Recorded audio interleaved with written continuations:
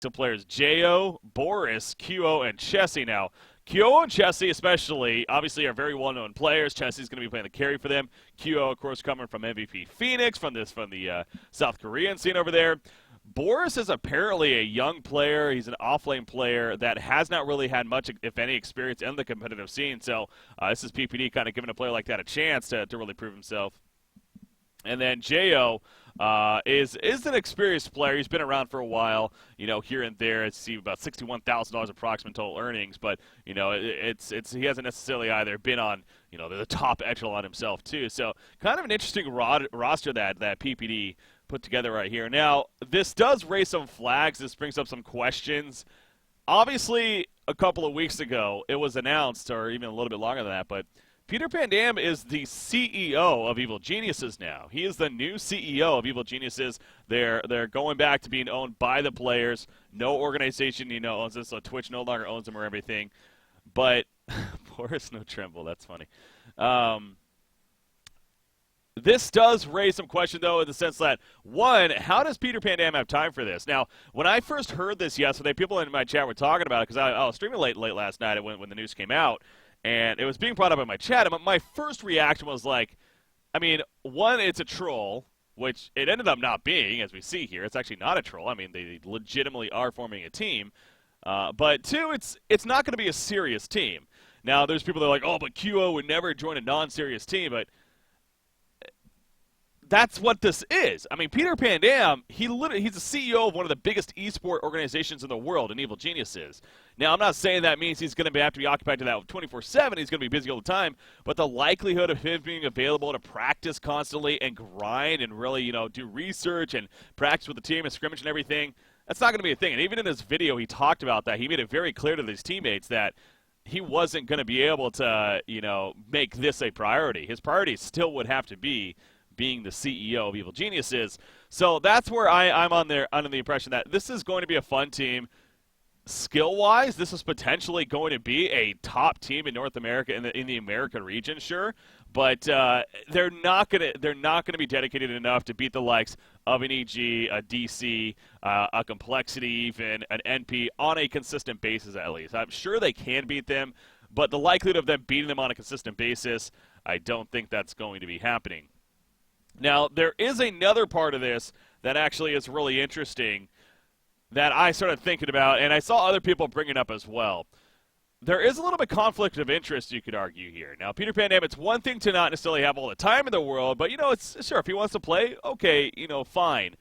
But there is the argument being brought up, what happens if said scenario comes up where, say, they're playing in a qualifier for a major or just a random LAN event, whatever it is, they get matched up against Evil Geniuses in a losers bracket matchup, in a knockout matchup, or whatever it is, the finals, a losers bracket, whatever it is, they get matched up. Are you going to seriously tell me that Peter Pandam is going to do everything he can to win that game, as any player usually would, but is he going to make sure to win that game against his team that he is the CEO of, knocking them out, not sending them to said LAN? There's two problems with that. One is the obvious, the obvious that if he was to knock out their A team, his main team that he's the CEO of, he's already causing a conflict of interest right there. Like there's that. As the CEO of EG, he should have want his prime team going to every single prime event, right? Like no matter what the cost is, like he should want his team because the whole point is marketing push. Is the idea of the more they travel, the more fans they get, and the more shirts they can sell, yada yada. But if Arteezy doesn't make it to a LAN because he got knocked out by his CEO on a somewhat of a fun team, then all of a sudden, as the CEO, he's losing out on a lot of possible revenue. We're talking about some serious stuff right here. Like this is another level. This isn't just like, oh no, it's gonna be fun, This is legitimate, like, serious conflict of interest right here that you could argue is most certainly there. Now, I know he already said that Easy is priority, but exactly that's where the issue lies, right? That's him that's him saying right there, as the CEO, if he happens to play them, he's not going to be trying. And that in itself is an issue. Like, we get on teams for throwing matches or, not trying or whatever for betting purposes. this is going to be that case here when that inevitably happens in said tournament. So it's just there's so much potential drama that could come from it that I'm very curious as to why PPD chose to do this in the end. Now, I get from the competitive side of him that's why he chose it, because he wants to play, but you're the CEO now of this organization. You can't always be thinking about what you want to do yourself. I mean, that's my opinion. Now, I know there's these comparisons being brought up of, well, how is this different from the Chinese teams? How is this different from, as it's being LFY versus LGD, for example? The biggest difference there is the CEO, the owners of those said organizations aren't on the actual teams playing. They're overseeing all these multiple teams. If that was the case, if PPD picked up EG Team 2 and he wasn't playing in it, he picked up another team to help represent the brand, then we're fine. But that's not the case. He literally is playing and participating in this other team that they're competing against. And he has to have this mindset, though, at the same time, that he wants his main team to be able to qualify and go to all these events, not himself. I mean, for the best case scenario for his brand, for the Evil Geniuses brand, like you can't sit here and tell me if they were to knock out Evil Geniuses that as a CEO he would be happy for that. He's like, oh well, we're just going to represent Evil Geniuses now. That's not the same. Like, what about Artesia? What about Sumail? What about Fear? What about these players that helped build this brand of EG and that sell the brand in the first place? So I don't know. Maybe I'm not getting this out there the best, but just like for me, it just feels weird. It just feels like, ugh. And there's even, EG gets direct invites to so many, but that's you can't bank on that. You can't bank on, oh well, that probably won't happen. Yeah, the likelihood that this team would actually beat an EG in a best of 3 in a knockout matchup, sure, it's pretty low. It's probably not going to happen. You're right.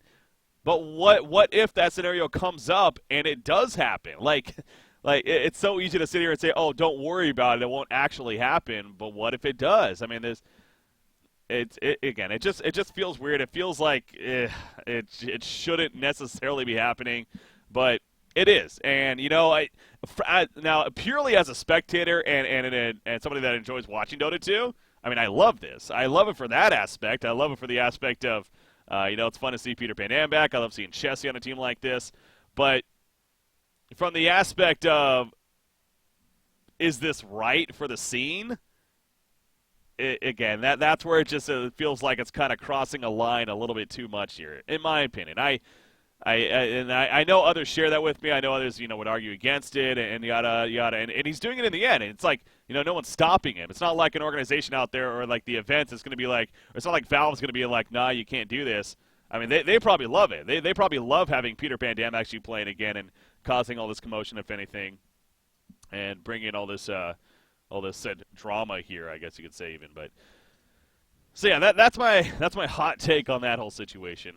I guess you could say, kind of getting off on a little bit of a tangent there with that. But anyways, it will be fun to see this team. Nonetheless, it will be. Like I said, from a spectator point of view, I am excited to see this team and what they can do. But as far as the should it be allowed, and is it good for this? It's a little like it feels a little weird. All right, there's one more thing. Yeah, there's